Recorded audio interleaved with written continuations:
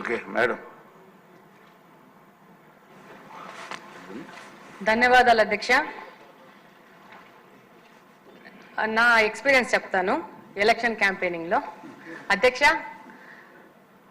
మేము election campaigning చేస్తుంటే చాలామంది మగవాళ్ళు దాదాపు 11-12 గంటలకే వింతగా ప్రవర్తిస్తూ క్యాంపెయినింగ్లో అడ్డం వచ్చేవాళ్ళు. మేమందరం తమాషాగా అనుకునే వాళ్ళం, జే ట్యాక్స్ కట్టారు, ఇప్పుడే జే ట్యాక్స్ కట్టొచ్చేసాడని చెప్పేసి. ఈ క్రమంలో క్యాంపెయినింగ్లో వెళ్తుంటే ఒక మహిళను కలవడం జరిగింది. అమ్మ, తెలుగుదేశం పార్టీకి ఓటేయండి అని చెప్పేసి మేము వాళ్ళకి విజ్ఞప్తి చేసుకుంటే, తెలుగుదేశం పార్టీకి కాకపోతే దేనికి వేస్తానమ్మా అని చెప్పింది.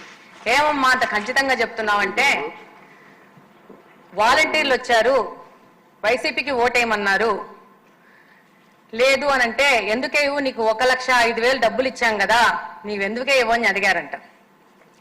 నా 1,05,000 సంగతి బానే ఉంది, మా ఆయన రోజుకి 300 రూపాయలు తాగుతాడు, అంటే నెలకు 9,000 రూపాయలు, సంవత్సరానికి దాదాపు 1,00,000 రూపాయలు, 5 సంవత్సరాలకి నేను 5 లక్షలు కట్టాను, 1,05,000 రూపాయలు తీసేస్తే బ్యాలెన్స్ నాకు 4,95,000 రూపాయలు ఎవరు కడతారు అని